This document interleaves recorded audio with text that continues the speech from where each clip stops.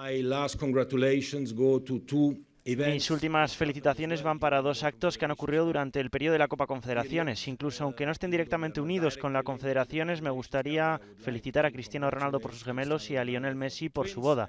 Así que, como veis, la Copa Confederaciones trae muy buenas noticias. Gracias a todos. We see that football is going into a direction where a few have everything and the vast majority has nothing. I understand. In Europe, the World Cup takes place twice per week because the best players are playing in Europe. And we cannot say to the rest of the world, give us your money. If you have or happen to have a good player by coincidence, give us the player as well. But watch us on TV. We need to include them. We need to find ways to include the entire world, to give hope to Africans so that they don't need to cross the Mediterranean in order to find maybe a better life, but more probably death in the sea.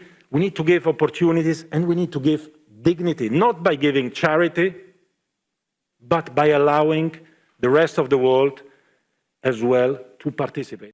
Well, it is important that after 3 years that we have taken some first measures to protect women. We're speaking here mainly about maternity, about pregnancy, about adoption of children, family-related matters, that we move to the next level to give even enhanced and more protection to women when it comes to the women game, to make sure that they don't just lose their contract with their club, that they are protected, that if their family grows with children, well, these children are welcome, and it's welcomed as well that their mothers play football and continue to play football. So it's a due step from FIFA to think about these topics and to implement them as well for the protection of women.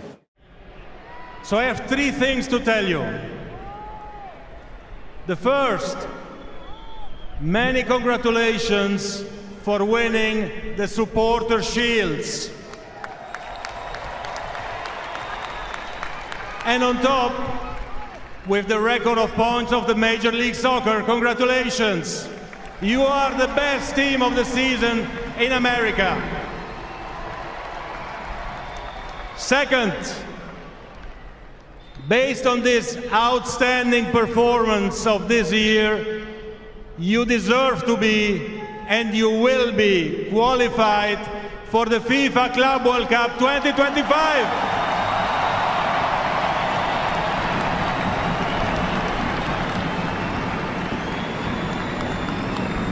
And third, as the host team of the FIFA Club World Cup 2025, you will have the honor of opening the tournament, hosting the opening game here in Miami at the Hard Rock Stadium in front of 65,000 people and tens of millions at home. Thank you very much, so you can start telling your story to the world. Thank you. Well, thank you very much. We're going to be establishing a task force, a very important task force, White House, and that's on the FIFA World Cup of 2026, which, as you know, is a big event. It's going to be the biggest event, I think. And Gianni, I think you're going to say a few words. Everybody knows this man on the right. He's sort of the king of soccer, I guess, in a certain way. And he was the one that was able to give it to us, and we're going to do a fantastic job in making you at home. So I would very much appreciate it. First time it's ever been in this part of the world, and it's an honor. Thank you very much, Gianni. Thank you. Thank you, President. Thank you, President. Well, it is a great achievement to bring the World Cup next year, the FIFA World Cup in 26 here in the United States, together with Mexico and Canada. And this summer, actually, we have a new competition, the FIFA Club World Cup in 25, from the 14th of June to the 13th of July, only in the United States of America. Very good players playing in Europe, but we need to bring them back here. So can the U.S. win?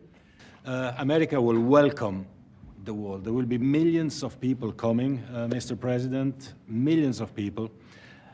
The economic impact is $40 billion between now and next year. We will create 200,000 jobs for these 2 World Cups, and more than that, we will give joy and happiness to the entire world, and this is priceless, definitely. So thank you, Mr. President, for setting up this task force, because it is important that everyone that comes to America feels safe, feels welcome, and that's why it's important that the government puts together this White House task force chaired by the President himself. It shows the importance of the FIFA World Cups, I should say.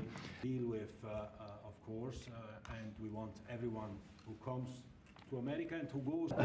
When we made this, it was made during my term, my first term, and it was so sad because I said, can you imagine, I'm not going to be president, and that's too bad. And then what happened is they rigged the election and I became president, so that was a good thing. That was a good thing. That was quite an achievement for both of us. So I'll be president during the World Cup and during the Olympics, which we were very instrumental in getting.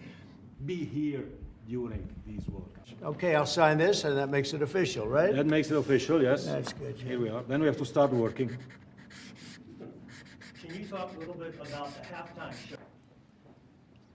This is the trophy, but it's not finished because it's unlike any other trophy. There is a key. Oh, wow. There is no other sports trophy like that. Oh, that is good. Whoa. Yeah. Oh, you got to be kidding. Yeah. Wow. Wow. The tensions you have with Canada and Mexico. Oh, I think it's going to make it more exciting. Tension's a good thing. Even for the World Cup? Yeah, I think so. I think it makes it much more exciting. With me. Let's leave it here. To the stadium to give it to the winners. They can take a picture, then we bring it back here. Yesterday, we heard the great news about the agreement between UEFA, the EFC, and Real Madrid. And I want to congratulate Alexander, Nasser, and Florentino for having reached this agreement. And I would like to ask you to clap hands for Alexander, for Nasser, and for Florentino, for all of them, because football wins when we unite. We all know that we live in a divided world, in an aggressive world. We all know that there are things we don't agree about on many matters. But I believe as well that there are many, many more things that we do agree on. And that one thing that we do agree on is football. It's a beautiful game.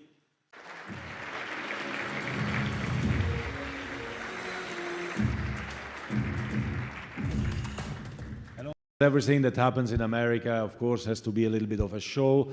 Welcome to the coaches, welcome to the teams, welcome to everyone who is watching us, welcome to the media. We're doing a fantastic job. Thanks. To the panel, gentlemen, I am sure you have many memories of this tournament. Yesterday, and now we announced the seedings, and I think it's going to be an amazing World Cup. We are all excited to start this. And I also saw how it changed the way America looks at soccer and how the world looks at America. And so many, many years later, 32 years later, the world... Not only is it going to be the biggest sporting event in history, but I think when all is said and done, it's going to be the biggest cultural event in history. And we couldn't be prouder to be hosting it in the United States, along with our friends to the North Canada and our friends to the South Mexico. 1990. First up, we have Group A featuring Mexico, South Africa, Korea Republic, and the winner of the playoff involving Denmark, North Macedonia, Czechia, and the Republic of Ireland. Having played the opening match of the 1986 World Cup against Mexico there, if you were logging into FIFA.com/tickets right now and you saw the games in the Group B featuring Canada, winner of playoff A with Italy, Northern Ireland, Wales, Bosnia and Herzegovina, and the teams Qatar and Switzerland. We already know that Canada will play 2 matches in Vancouver with their first match in Toronto. What jumps out at anybody? Thank you, Francesco. Group C features 3 teams that came together in 1998. Brazil. For the last 5-6 years, last semi-final, and they made the semi-final in Qatar. Let me see the time we play, 6, 9, and yeah, the time of the matches is good for Brazil. It's not too hot. Matches in Los Angeles and San Francisco, and 1 apiece in Seattle and Vancouver. We already know that the United States will play 2 matches in LA with their second match. I love this group. Obviously, I'm sure the Paraguay Federation and the Australian Federation will meet me in the lobby after, but I think that this is a group that the United States can win, and I think the American public should expect the United States to come out first in this group. Now I can see it. I can see Germany, I can see now on this side. Everyone is always expecting Germany to win the World Cup. Didn't happen now for a few years. But to have the first match between Germany and Curaçao is actually something quite interesting. It will be played in Houston. In Houston, which is a closed venue, indoor, so nobody can complain about heat or weather or wind or whatever. It's closed, it's nice. We remind you again that all times that you see listed in the graphics here and around the world are Eastern time of the United States. By the way, one of those Monterrey matches will be historic, with Japan match against Tunisia being the 1000. Un grupo importante, un grupo fuerte. Yo creo que tanto Holanda como Japón están jugando bastante bien, bastante fuerte, son jugadores fantásticos.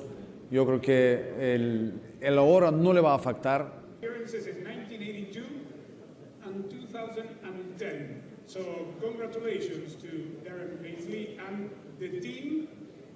Coach. And I think being based on the West Coast is great for us. 2 games in Vancouver, thank you. That's going to be awesome. So for our fans, I think being based on that side is perfect for us. So.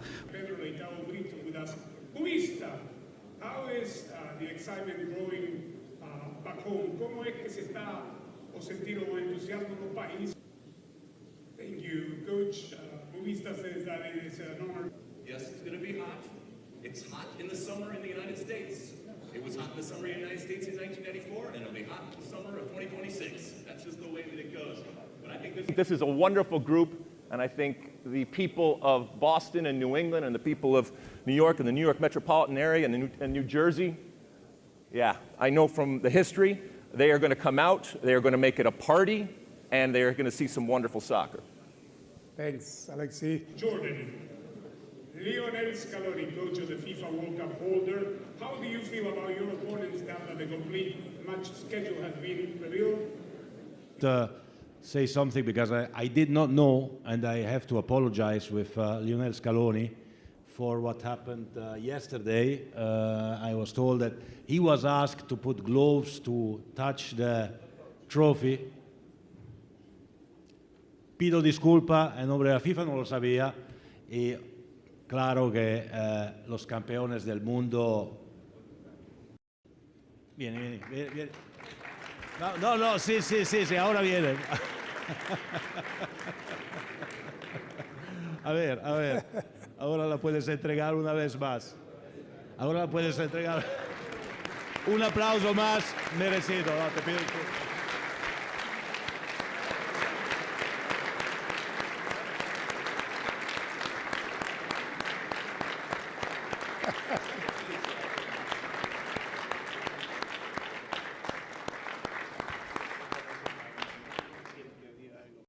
No me conoció la persona que está... No, de verdad, y bueno, no pasa nada. Es que cada día, después cuando eres campeón del mundo, cada día pareces más joven por esto, ¿no? Sí, igual estoy más joven, pero muchas gracias por el detalle y bueno, gracias. Gracias.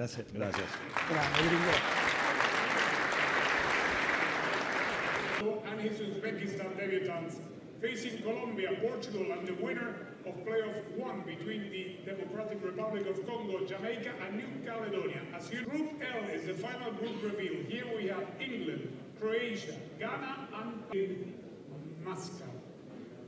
Ronaldo, could Ghana or Panama upset the more established teams in this group? Difficult. England play very good, and Croatia for the past 30 years is always going semi-final, going final. So it's tough for Panama and Ghana. But A little pressure, of course. Good luck to everyone.